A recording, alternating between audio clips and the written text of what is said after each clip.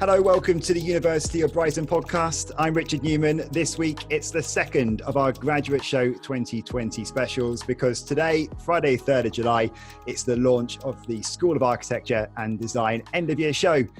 And you can view all the amazing work via the link in the podcast description, and we'll give it a little bit later as well. I'm joined by 5 of the students involved. And just like with the art, media and humanities students a few weeks ago, we're going to talk a bit about their work and their experiences at the University of Brighton. So I think first we're just going to go around, introduce yourselves and a brief outline of your projects. I think, Alistair, first of all.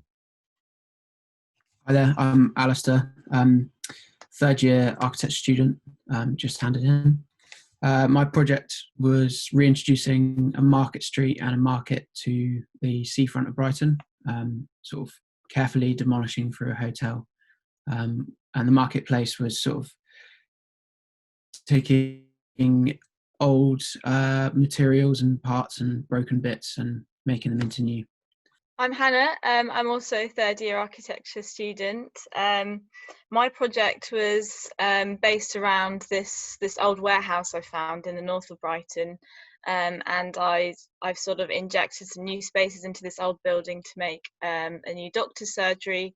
And converting a scrapyard next to it into a therapeutic garden space for patients and physicians as well, to experience sort of the health benefits of experiencing nature alongside medical care. Hi, I'm Zara. I've just finished the interior architecture course. I basically designed a hotel to show how circular economy and an ecological environment can fit within hospitality.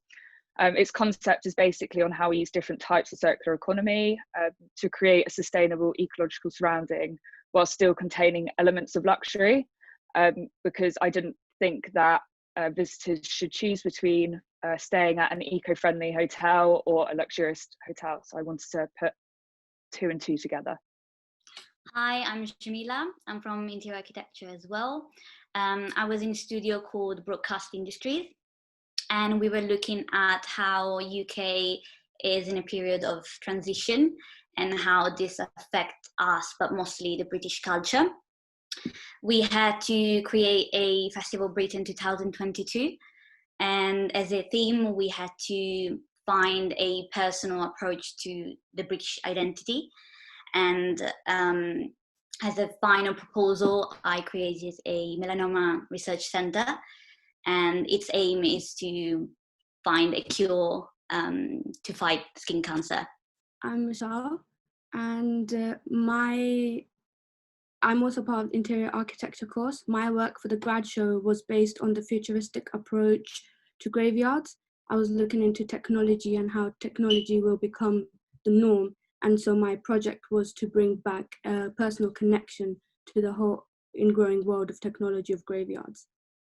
Cool. So really wide variety of projects there. Some of you've got kind of crossover as well. And I mean, yeah, there's quite a few of us in this conversation, but hopefully it might be a little bit chaotic, but it's all part of the fun. I think we'll just talk a little bit about some of your projects. Hannah, let's start with you. It's really topical at this time as well. Health and well-being, so much of the focus during all of this craziness during COVID. What drew you to the project?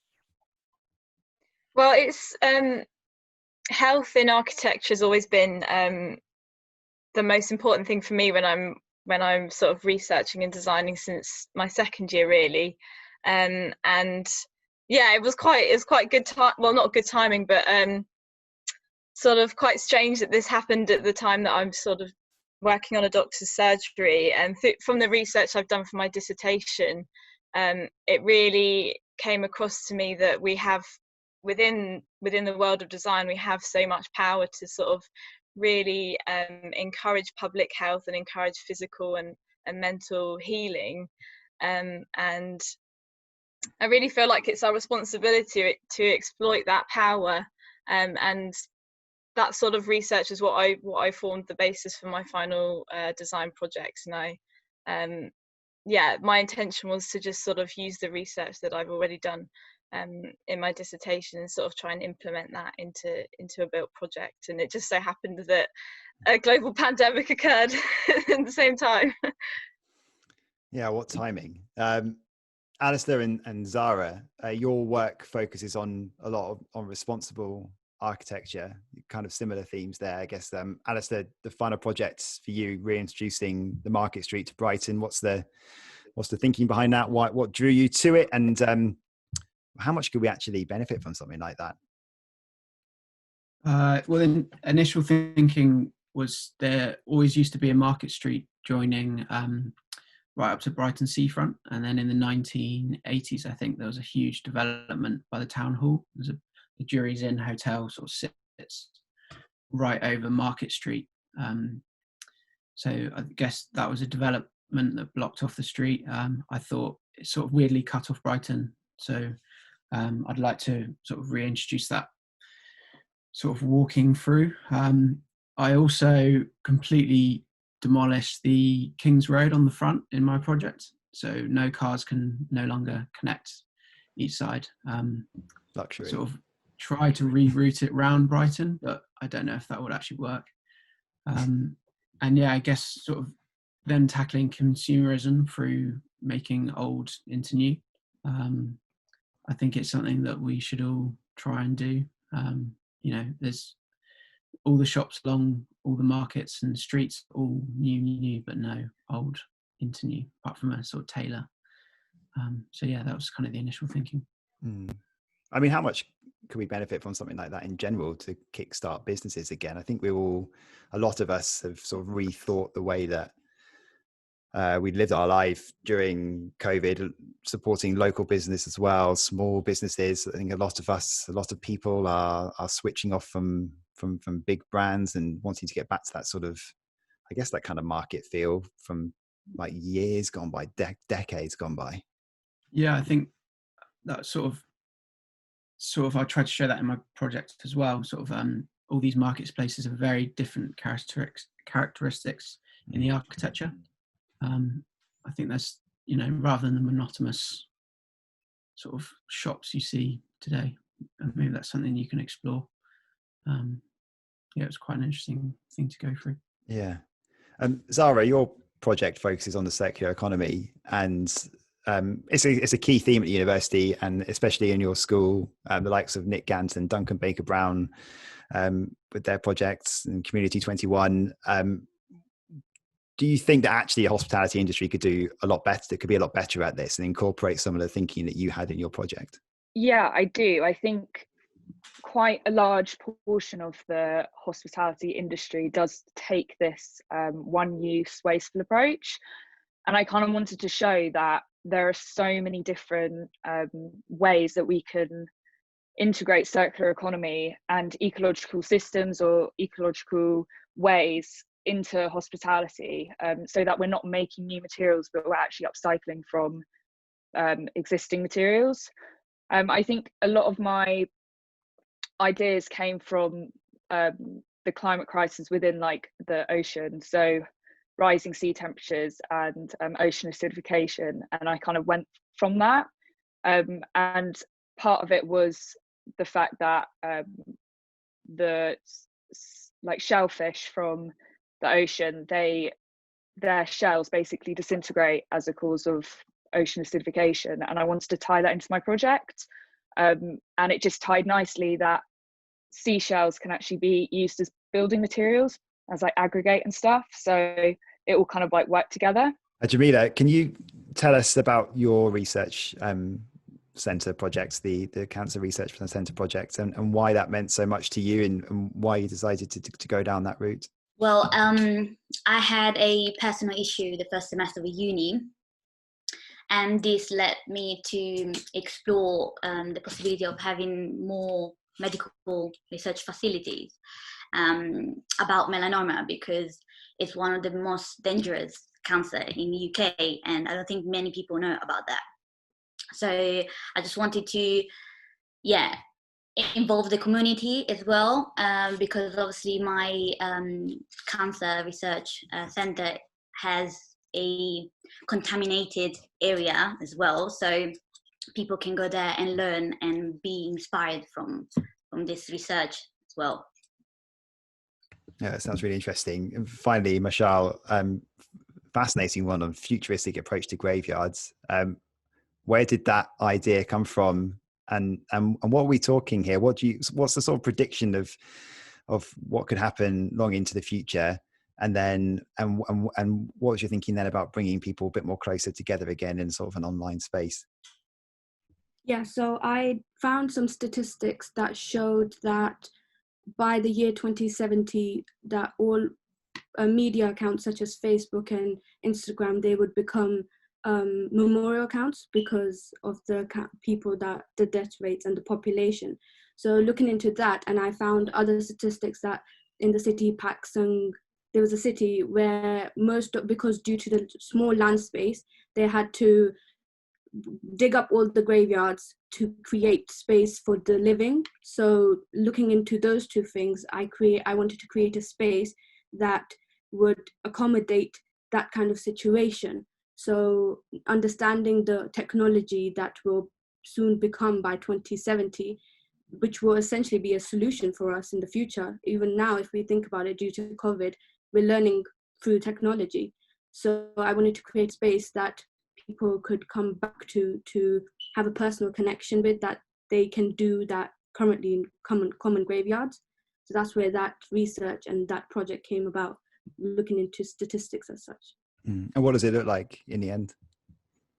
So I've created a space that have 3 different activities: planting and making diamonds out of ashes, and it's still incorporating the online element of the graveyard.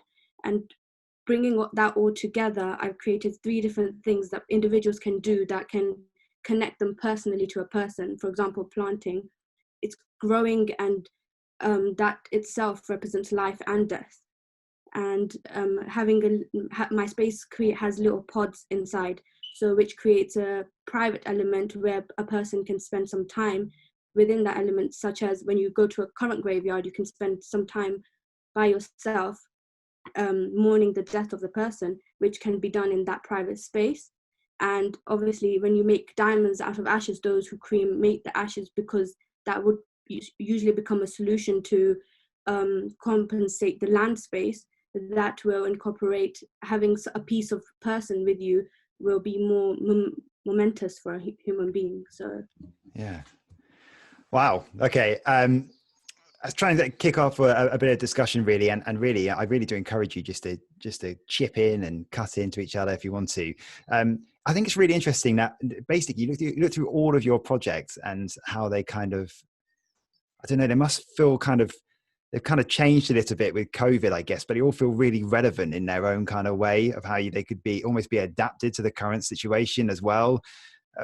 Do you find that you've worked since, I guess you've been working all year on these sort of things, and then you get to the end of it? Do you kind of look back on your projects and almost in a different kind of light now, even though that you've spent so much time with yourself in those projects? I don't know who wants to kick off.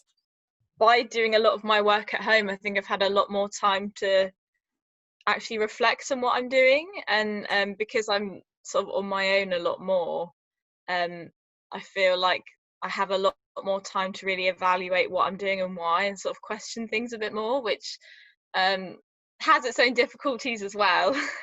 I think it's a lot easier to overthink things when you're on your own trying to work something out, but I found it does make me think about the way I do work very differently, and sort of question what I do, why I do things, and what would I have done differently if I was still in a studio. I did find it it did change the way I thought about my work and how I produced it.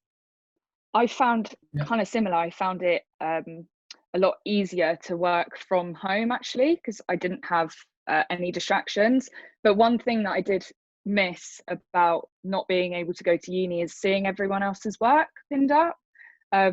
And like that in itself gives you inspiration to how you would maybe go about setting out your work, or I've had friends like give me ideas about what I could do and what I could include into my project. So it's kind of pros and cons to both sides, I think.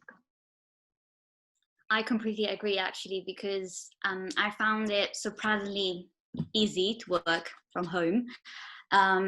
But halfway through the end, I felt like I needed someone next to me, like a classmate or even a tutor, just, to look at my work and say, okay, yes, it's right. No, it's not right.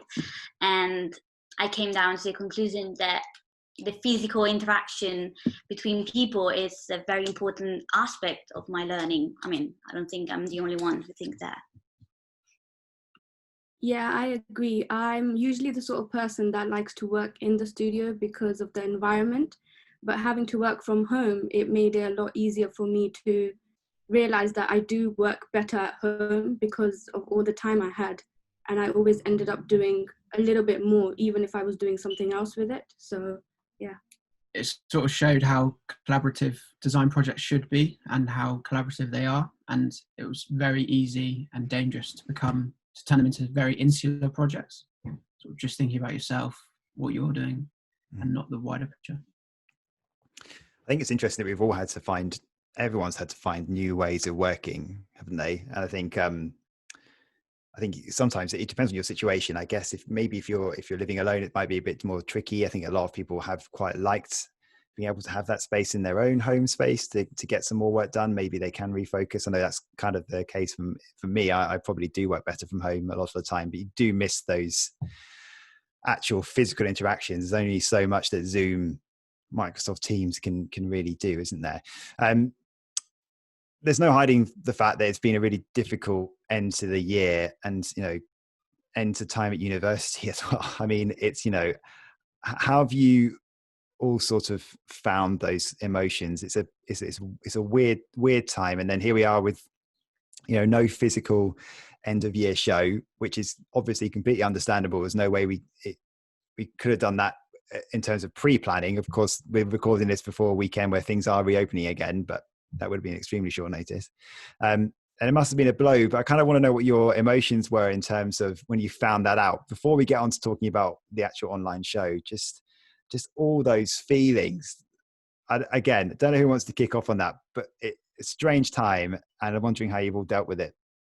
It was very upsetting when my tutor told us, especially because interior architecture and as well as architecture, I believe, is a practical course. So the fact that we present our physical model is something very important for us. And now there is not going to be a physical show, and you're not able to present your models, it's like a missing puzzle of your completed project, isn't it? Yeah, I completely agree. I think also because everything's kind of revolved around the grad show, everyone looks forward to that at the end of the year. And then once you get there, it's like this buzz and you have drinks and, you're speaking to new people, you're speaking to your peers.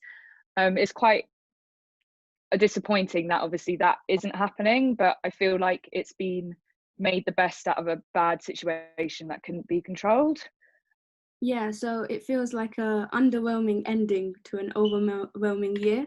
So, but I don't mind the whole online grad show either. I think that was actually a very great solution considering the situation and the circumstance. So I think that can also work in our favor in one way or another. Like, I think because of the online grad show now, people can view our work. Those that haven't viewed what will not be able to view early on. So I think that kind of works in our favor. Yeah, I think you summarised that perfectly, Michelle. It's been, architecture, interior architecture, quite work-intensive courses, and it's quite strange to have it sort of, it feels like it's just sort of petered out at the end. But I do think there is a silver lining to having an online end-of-year show, because when we apply for jobs, it's all going to be done online, and having already a platform with your work on it just helps you make another step closer to being prepared for making applications for jobs, which is for quite a lot of us our next step once we've graduated.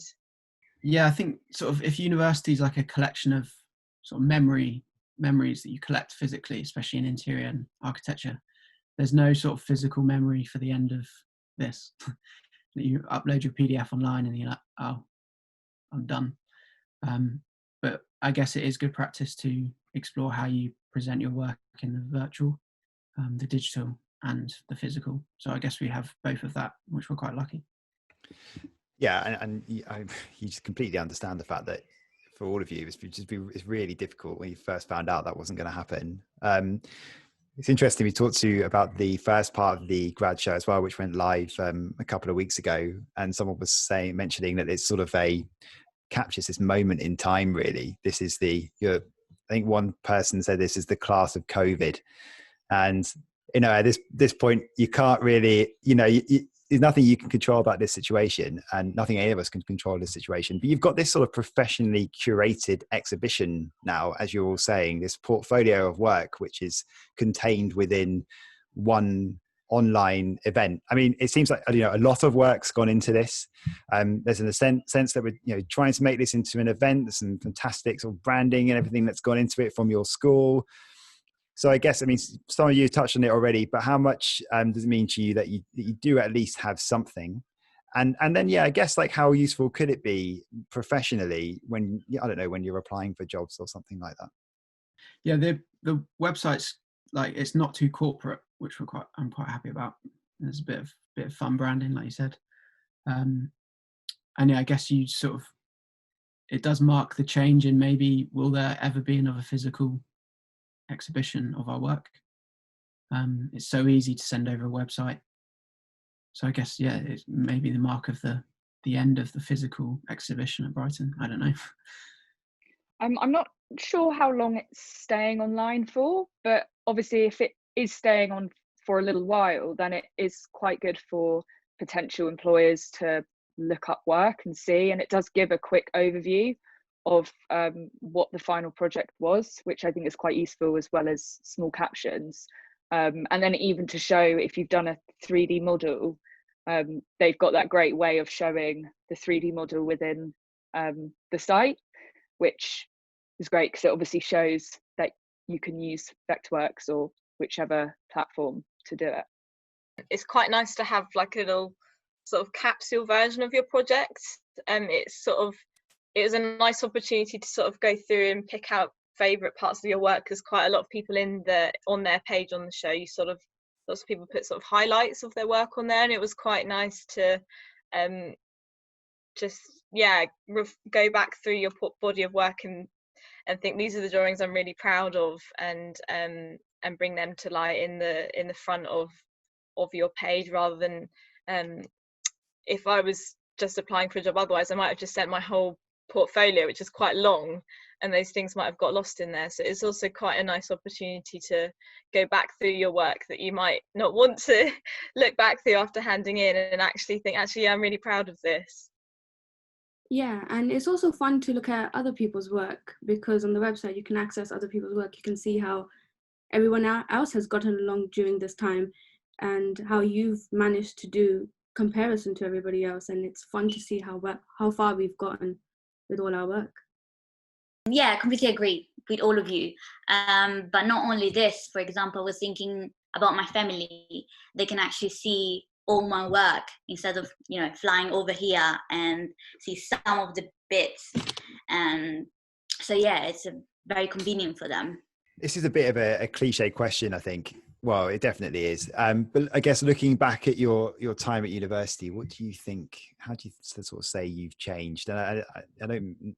That might be the way you work. It might just be the way you approach things. And I know we've all changed a lot probably over the last 3 months, with us having to rethink things in our own lives with COVID. But I don't know who'd like to kick off. But can you what are the big sort of takeaways that you've got in terms of the way that you might have changed your personalities and ways of working? Coming from a different country, I had an idea and an approach to university completely different. I thought university was you had to go to university without making any mistakes, and you are an adult.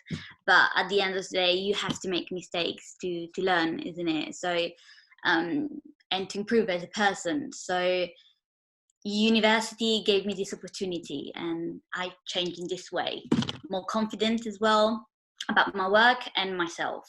and I know what I like, what I don't like, and what I want to pursue in life. So Yeah, for me, confidence was a massive one.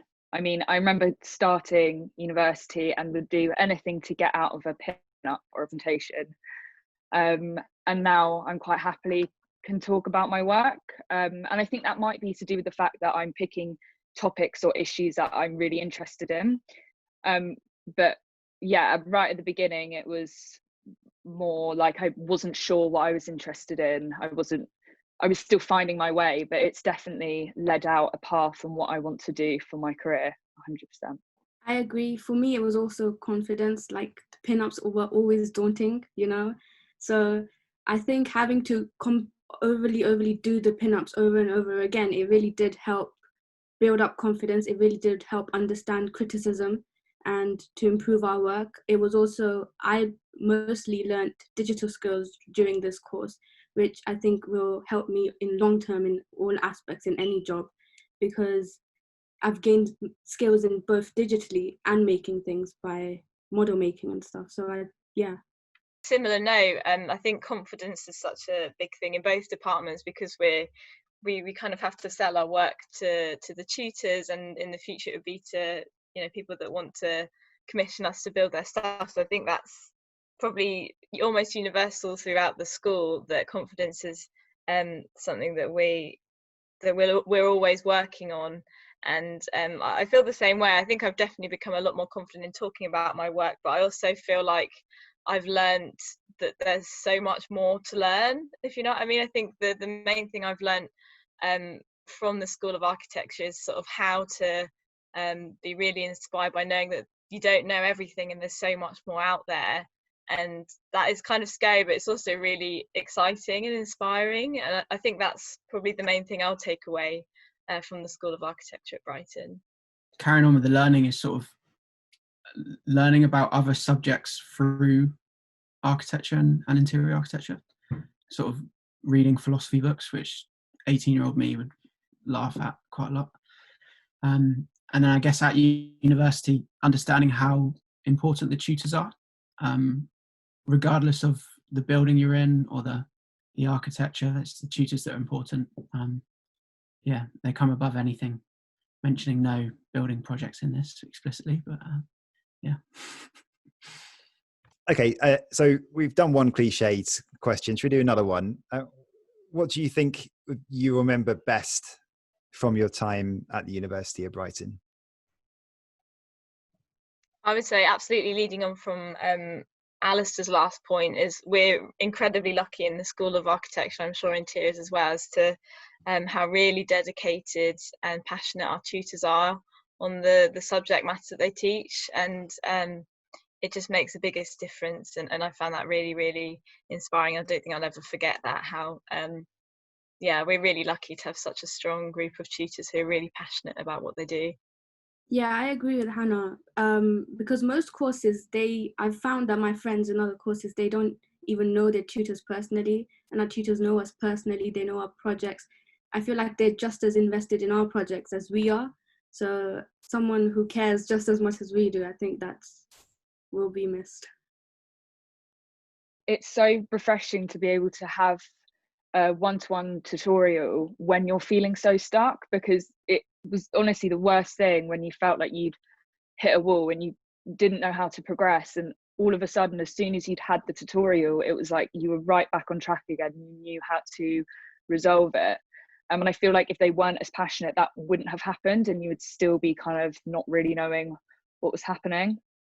I think also another thing that I remember about my time at uni is the friends I made, and how like tight-knit interior architecture is as a course and as a year. I think we're all really close and we all know each other, and it's been so rewarding to know everyone on the course on such a personal level.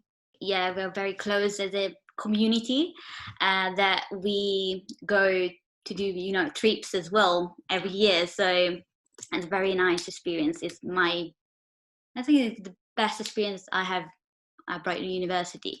And also because, you know, during the trips you can know different people and the different levels of educations as well. And there you can actually learn about a different country and a different culture, and while you are having fun. I don't know if you know what I mean. Just a wicked place to be a student as well. Great pubs, good food, good night out. Okay-ish houses, not too much mold, but yeah, it's been good. Not too much mold, just a little bit, just the right amount. Okay. But what I'm interested to know, to pick up actually from all of you, is that you work across different courses, but I mean, you all work around the same sort of space, and a lot of you know each other. And I guess that kind of more practical, those more practical courses, it's a bit different to a lot of the less practical courses, where you wouldn't necessarily know someone in your same year doing a different course, even in your same school. Do you think that's that's something that you were kind of expecting when you got to university? You don't all need to answer this question, but I'm just wondering whether you've got any thoughts on that. Yeah, I mean, I did a year of economics at another uni, and I knew like 5 people. So it was quite nice sort of knowing everyone. Yeah, no, it's been good. It's nice. I think before I came to university, I did a foundation course in art and design, and we all got split off into different groups, like 3D design or fine art.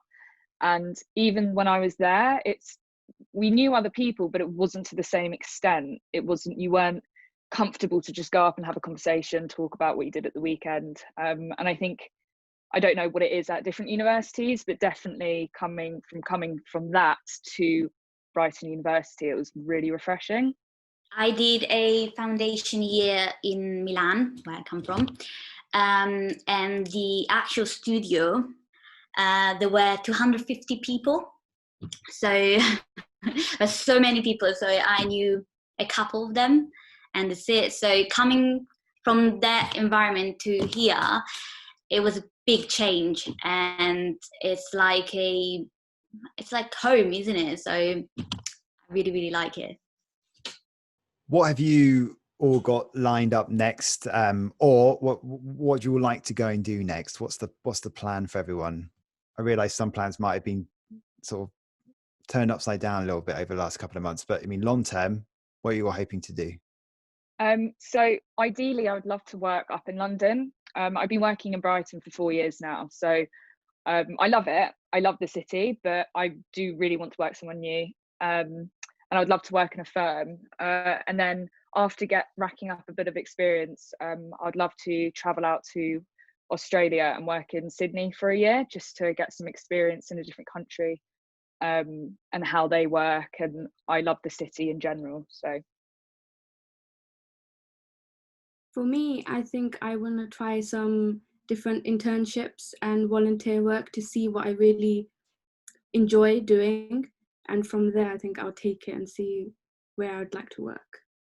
My plan is still to try and get all the way through the long course to become an architect. But at the moment, I really want to try just living in a different, well, if I could, in a different country, but I think that's going to be a bit harder now. But I'd like to live and work somewhere new, just to get some more experience of how other people appreciate the environment around them, and really understand what that means to people in different cultures, and how we as architects can learn from that. So yeah, I want to try and get a job in a practice this year, but that could be hard, but that's still my aim for the moment, and then on to masters. I would like to gain a bit of work experience, maybe through internships, or even be a shadow of someone. I'm interested in temporary structures and materials research, and I don't think I found a company in the UK that put these 2 elements together. So am I gonna, look at some other companies abroad as well? Yeah, I guess trying to use COVID to like force me to do something maybe a bit different, rather than just taking the usual route that would have been already hard before, but it's now a lot harder. So, I mean, like everyone, I have no idea what's going to happen next, but it'll be fun. Sounds great. And if you're looking to do those bits, in another country, then yeah, definitely do it before you start thinking of all the reasons why not to do it. Just do it. I'm sure Jamila could probably back that up, I imagine. Is it good? Was it a good thing to make that jump to come over to Brighton? Oh, definitely. Yes. It's been 3 amazing years. I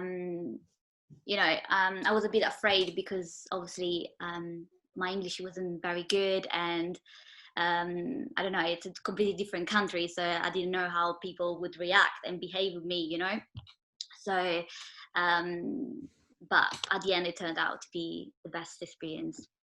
Cool. Yeah. But thank you so much to all of you for coming on. Wish you best of luck in whatever you choose to do over the next coming months. Really appreciate you coming on.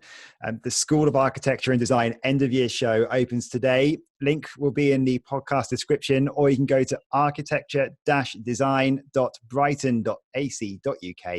We'll also feature some of the work on our social media channels over the coming weeks, in fact. That's it for this week's podcast. Please do share, review, retweet. We're on YouTube, Apple Podcasts, Spotify, all the usual podcast providers. Thanks for listening, and bye for now.